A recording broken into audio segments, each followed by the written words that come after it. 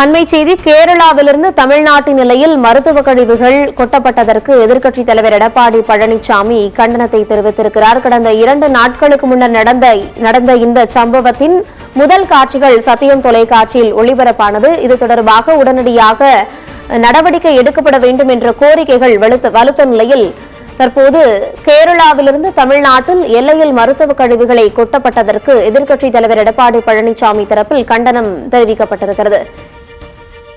ஏற்கனவே கழிவுகளை கொட்டுபவர்கள் மீது கடுமையாக நடவடிக்கை எடுக்கப்படும் என்று தேசிய பசுமை தீர்ப்பாயம் தரப்பிலும் தெரிவிக்கப்பட்டிருந்தது. இதற்கான அந்த கழிவுகளை அகற்றும் செலவுகளை கேரள சுகாதாரத்துறையே மேற்கொள்ள வேண்டும் என்ற ஒரு வலியுறுத்தலும் முன்வைக்கப்பட்டிருந்தது. இந்த சூழலில் இந்த சம்பவத்திற்கு எதிர்க்கட்சி தலைவரும் அதிமுகவின் பொதுச் செயலாளருமான எடப்பாடி பழனிசாமி கண்டனம் ஒன்றை பதிவு செய்திருந்தார். குறிப்பாக இந்த மருத்துவ கழிவுகள் கொட்டப்பட்ட சம்பவத்தில் புற்றுநோயாளிகளின் தரவுகளும் சேர்ந்து அந்த பகுதியில் சிதறி கிடப்பதையும் நாம் பார்த்தோம். இது தொடர்பாக உரிய நடவடிக்கை எடுக்க வேண்டும் என்றும் கேரள மருத்துவ கழிவுகள் தொடர்ந்து தமிழக எல்லையில் கொட்டப்படுவது தொடர்கதையாகி வருவதால் இதற்கு ஒரு முற்றுப்புள்ளி வைக்க வேண்டும் என்பது தொடர்பான கோரிக்கைகள் தொடர்ந்து வலுத்து வந்தது. இதையடுத்து இது தொடர்பாக நடவடிக்கை எடுக்கப்படும் என்று அரசு தரப்பிலும் அந்த அதிகாரிகள் தரப்பிலும் தெரிவிக்கப்பட்ட நிலையில் தற்போது இந்த சம்பவத்திற்கு எதிர்க்கட்சித் தலைவர் எடப்பாடி பழனிசாமி தன்னுடைய கண்டனத்தை முன்வைத்திருக்கிறார்.